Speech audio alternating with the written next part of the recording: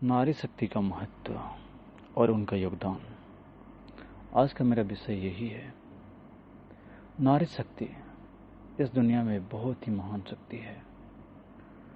नारी शक्ति का महत्व बहुत ही ज़्यादा है, क्योंकि नारी एक बच्चे को जन्म देती है और वही बच्चा आज बड़ा होकर के कल इस दुनिया का भविष्य बनेगा, एक राष्ट्र का भविष्य बनेगा, एक परिवार का भविष्य बनेगा, एक समाज का भविष्य बनेगा। इसलिए नारियों के ऊपर बच्चों के संस्कार का संपूर्ण योगदान माना जाता है। वे अपने बच्चे को जैसा चाहें वैसा संस्कार दे सकती है, वैसा बना सकती है। ये शक्ति सिर्फ नारी शक्ति में ही समाहित है। वे अपने बच्चे को जैसा चाहे वैसा बना सकती है, जैसा चाहे उस संस्कार में अपने बच्चे को ढाल सकती है, और वैसा ही बच्चा अपने माँ के प्रेम के कारण वैसा ही निर्मित होते चला जाता है, और वैसे ही उसके संस्कार होते चले जाते हैं, और उन संस्कारों के माध्यम से उसके सोच विचार, उसका कर्म अपनी माँ की तरह होते चले जाते हैं। चूँकि एक माँ के ऊपर अपने बच्चों के पालन पोषण का सारा दारोमदार रहता है, इसलिए अपने बच्चे को भली भांति संस्कार देना, अच्छे संस्कार देना, महान संस्कार देना एक बच्चे के लिए, एक बच्चे के जीवन के लिए माँ का संपूर्ण योगदान है। और मुझे कहीं न कहीं लगता है कि स्त्रियों ने जो बहुत बड़ा योगदान दिया है इस दुनिया में, लेकिन इस दुनिया को बनाने के लिए स्त्रियों का योगदान नगण्य है, नहीं के बराबर है। क्योंकि ये दुनिया पुरुषों के द्वारा बनाई गई दुनिया है, और पुरुषों के द्वारा बनाई गई दुनिया है, तो ये दुनिया आज विनाश के मार्ग पर आकर के खड़ी हो गई है। स्त्रियों का इस दुनिया में निर्माण अब तक में कोई हाथ नहीं है। क्या स्त्रियां चुपचाप देखती रहेंगी पुरुषों की इस दुनिया को, या वे भी भाग लेगी, कुछ कंट्रीब्यूट करेगी? मैं सोचता हूँ स्त्रियों के पास एक महान शक्ति सोई पड़ी है।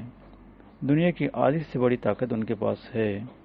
आधी से बड़ी ताकत कहता हूँ, आधी से इसलिए कहता हूँ कि स्त्रियाँ आधी तो है ही दुनिया में।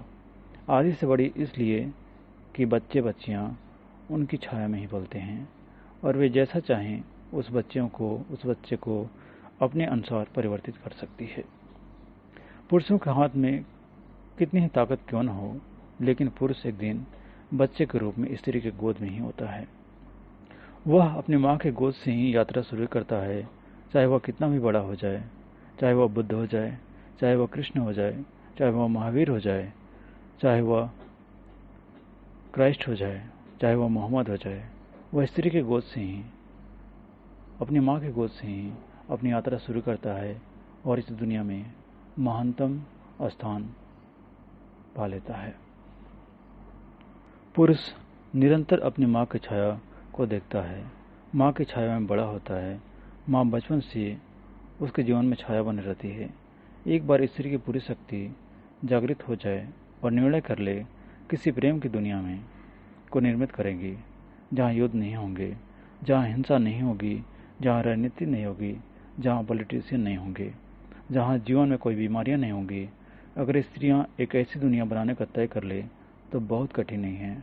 वे एक नई दुनिया का निर्माण कर सकती हैं, जहाँ प्रेम हो, जहाँ आपसी व्यवहार मजबूत हो, ईर्ष्या की भावना न हो, और मेलजोल बना रहे। और मैं समझता हूँ ये जो दुनिया पुरुषों की बनाई गई दुनिया है, यह दुनिया स्त्रियों की दुनिया से बहुत अच्छी साबित होगी। क्योंकि स्त्रियां जो दुनिया का निर्माण करेगी वह इसलिए अच्छी साबित होगी क्योंकि स्त्रियों के पास प्रेम की शक्ति मौजूद है, और प्रेम कभी नफरत नहीं बांटता है, प्रेम कभी हिंसा नहीं बांटता है। प्रेम क्षमा देता है। क्षमा एक अपने आप में बहुत ही महानतम गुण है। गांधी के ऊपर एक स्त्री ने किताब लिखी है, बापू माई मदर गांधी, मेरी माँ। गांधी के पास बहुत से लोगों को लगा कि उनके मन में माँ जैसे बहुत से गुण हैं। बुद्ध के पास जाकर के लोगों को लगता था, क्राइस्ट के पास जाकर के लोगों को लगता था कि शायद इन आदमियों के भीतर, इन पुरुषों के भीतर भी स्त्रियों की अद्भुत क्षमता है। जहाँ भी प्रेम है, जहाँ भी करुणा है, जहाँ भी दया है, वहाँ स्त्री मौजूद है। इसलिए मैं कहता हूँ, स्त्री के पास आधी से बड़ी ताकत मौजूद है और वह 5000 वर्षों से बिल्कुल सोई हुई पड़ी है, बिल्कुल सुप्त पड़ी है। नारी की शक्ति का कोई उपयोग नहीं हो सका है। भविष्य में यह उपयोग हो सकता है। उपयोग होने का एक सूत्र यही है कि स्त्री यह तय कर ले कि उन्हें पुरुषों जैसा नहीं होना है। दूसरी बात यह कि वह पुरुषों से सदा भिन्न है। इस बात को भी अनुभव कर लेना होगा। उनका व्यक्तित्व, उनका शरीर, उनका मन, उनकी चेतना किन्हीं अलग रास्तों से जीवन में गति करती है, किन्हीं अलग मार्गों से जीवन की खोज करती है और वह पुरुषों से सर्वथा भिन्न है। उनकी चेतना पुरुषों की चेतना से सर्वथा भिन्न है। इस भिन्नता का बोध स्पष्ट हो जाना चाहिए। तीसरी बात यह कि उनकी शिक्षा, उनके वस्त्र, उनकी चिंतन, उनकी दीक्षा, उनके विचार सब भिन्न होना चाहिए, पुरुषों जैसे नहीं। तो ही हम नारी शक्ति का मनुष्य की संस्कृति में उपयोग कर सकते हैं और वह उपयोग अत्यंत मंगलदायी सिद्ध होगा। और यह कौन करेगा, यह बात पुरुषों के ऊपर नहीं छोड़ी जा सकती है। यह बात स्त्रियों को अपने हाथ में लेनी होगी। उन्हें खुद ही सोचना होगा, खुद ही विचार करना होगा, खुद ही अपने रास्ते चुनने होंगे। उन्हें विचार करना शुरू कर दिया है, लेकिन यह विचार बिल्कुल पुरुषों के अनुकरण और नकल है। इस बात का मुझे दुख है कि वे पुरुषों का नकल कर रही हैं, पुरुषों जैसे वस्त्र पहन रही है। उनका कोई अपना चिंतन, कोई अपनी दृष्टि नहीं है, उसमें कोई अपनी समझ नहीं है। ये थोड़ी सी बातें मैंने आपको कही है, आप सोचें और विचारें।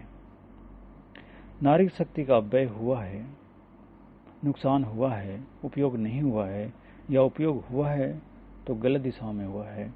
और अब इतने भी जोर नारी दीक्षित की जा रही है, इतने जोर से नारी दीक्षित की जा रही है, ये पुरुषों की नकल में, पुरुषों के कॉलेजों में, पुरुषों के स्कूलों में इतने जोर से पुरुषों के ढांचे में ढाला जा रहा है। यह भी हो सकता है कि 100 वर्षों के बाद 2 तरह के ही पुरुष पृथ्वी पर मौजूद रहेंगे, लेकिन स्त्रियां नहीं रह जाएंगे। उससे बड़ा दुर्भाग्य और क्या हो सकेगा। मनुष्य ने बड़े दुर्भाग्य जाने हैं, बड़े दुर्भाग्य देखे हैं, लेकिन अगर सारी स्त्रियां पुरुषों जैसी हो जाए तो इससे बड़ा दुर्भाग्य और कोई नहीं हो सकता है। जीवन का सारा आनंद और जीवन का सारा आकर्षण नष्ट हो जाएगा। जीवन भरेगा दुख से, पीड़ा से, विषाद से, और उस विषाद और पीड़ा में सिवाय आत्मघात करने का कोई विकल्प दूसरा नहीं रह जाएगा। सिवाय आत्मघात करना पड़ेगा, सिवाय इसके कि आदमी अपने को नष्ट कर ले और समाप्त कर ले। ये थोड़ी सी बातें मैंने आपको इसलिए कही है कि हो सकता है आपका हृदय परिवर्तन हो जाए। हो सकता है कि मेरी बातें आपके हृदय की पीड़ा का तार कहीं छू दें और कोई चिंतन वहाँ जन्म ले ले, कोई चीज़ आपके नज़रों में दिखाई पड़ने लगे, कोई चीज़ आपके जीवन में सक्रिय हो जाए और अपने जीवन को आप परिवर्तन कर सकें और नई दिशा से सोच सकें। अगर कोई चीज़ सक्रिय हो जाती है तो एक स्त्री के जीवन में अगर कोई चीज़ सक्रिय हो जाती है तो वह बहुत बड़ा काम करती है। स्त्री एक पूरे परिवार के प्राणों में परिवर्तन करना शुरू कर सकती है। एक स्त्री को बदल देना 50 पुरुषों को बदलने के बराबर है। इतनी बड़ी शक्ति जिनके हाथ में हो, इतनी बड़ी जिनके हाथों में सामर्थ्य हो, इतने जीवन को बदलने के लिए जिनके लिए अवसर हो, अगर जीवन के लिए कुछ करती हो तो ये महानतम सिद्ध होगा उनके लिए। हो सकता है मेरी बातें आपको पसंद आए, या हो सकता है मेरी बातें आपको गलत लगे, लेकिन मैं आशा यही करता हूँ आप मेरी बातों पर विचार करेंगे और एक नई दिशा से सोचने पर आतुर हो जाएंगे। Thank you so much. जय श्री कृष्ण। जय हिंद, जय भारत। फिर मुलाकात होगी, तब तक के लिए आपने मेरी बातों को इतने ध्यान से सुना, उसके लिए बहुत बहुत धन्यवाद।